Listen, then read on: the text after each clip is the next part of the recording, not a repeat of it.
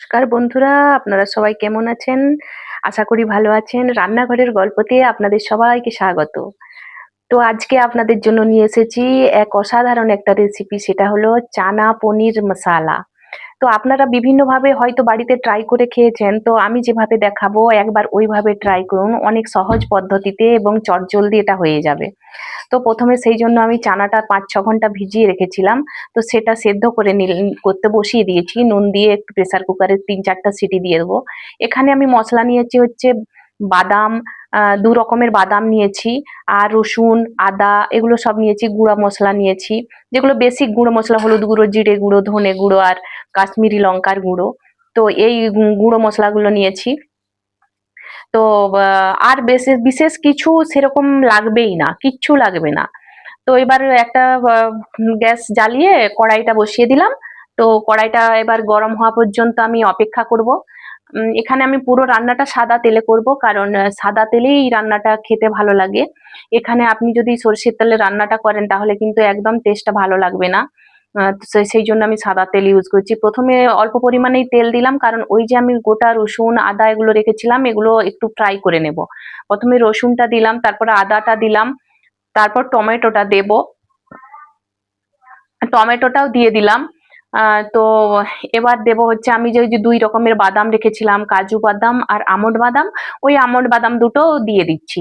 তো এগুলো ভালো করে একটু নাড়ানোর পর এগুলো যখন একটু নরম হয়ে যাবে তখন আমি লাস্টে ধনেপাতাটা দেবো, কারণ ধনেপাতাটা প্রথমে দিয়ে দিলে ওটা হচ্ছে পুড়ে যাবে, তার জন্য এই যে ধনেপাতাটা দিলাম। তো এবার একটু নেড়েচেড়ে জাস্ট আদা রসুনের কাঁচা গন্ধটা চলে যাওয়া অবধি আমায় অপেক্ষা করতে হবে।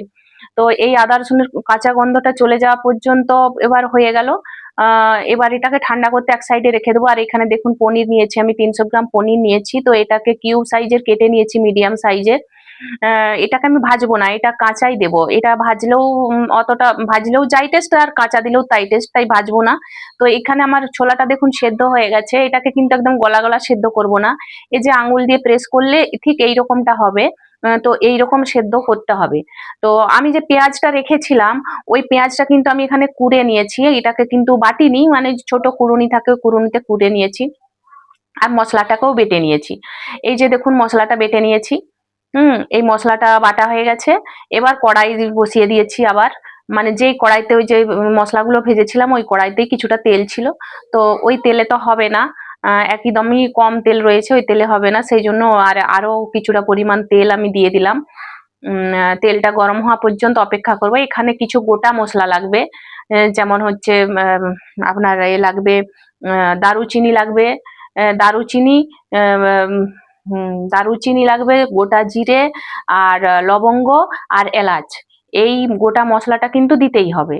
গোটা মশলাটা একটু জাস্ট গন্ধটা চলে যাবে, কাঁচা গন্ধটা চলে যাবে, একটা সুন্দর গন্ধ আসবে, তখন ওই কুড়ানো পেঁয়াজটা, এটা কিন্তু আমি গ্যাসটা বন্ধ করে তারপর দিয়েছিলাম, কারণ গ্যাসটা চালু অবস্থায় দিলে না তেলটা খুব ছিটকে যায়, সেই জন্য বন্ধ করে দিয়ে তারপরে আবার গ্যাসটা জ্বালিয়েছি। এবার গুঁড়ো মশলাটা দিয়ে দিচ্ছি।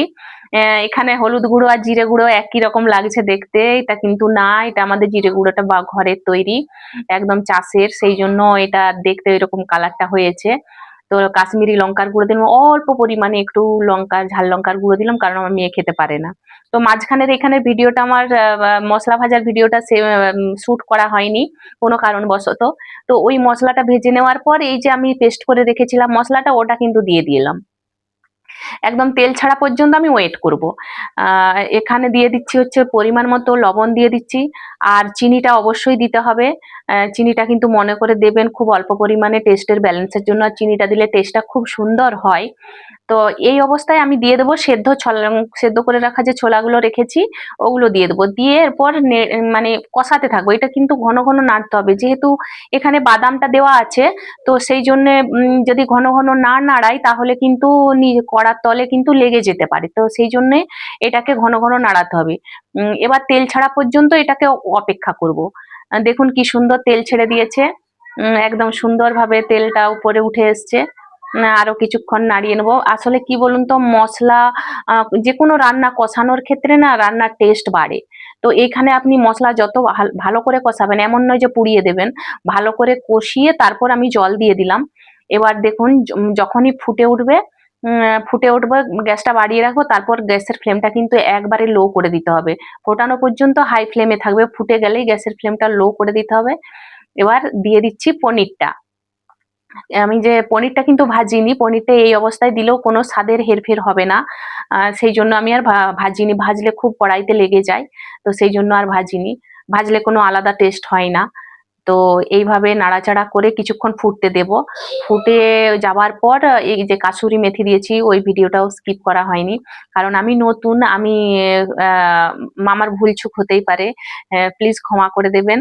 আর আমার রান্না যদি আপনাদের ভালো লেগে থাকে, দয়া করে লাইক, কমেন্ট, শেয়ার করবেন আর চ্যানেলটিকে সাবস্ক্রাইব করবেন। নমস্কার।